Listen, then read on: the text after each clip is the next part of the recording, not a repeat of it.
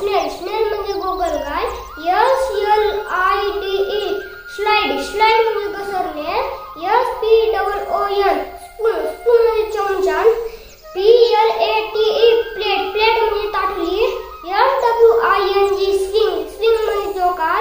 SMILE smile म्हणजे स्मित.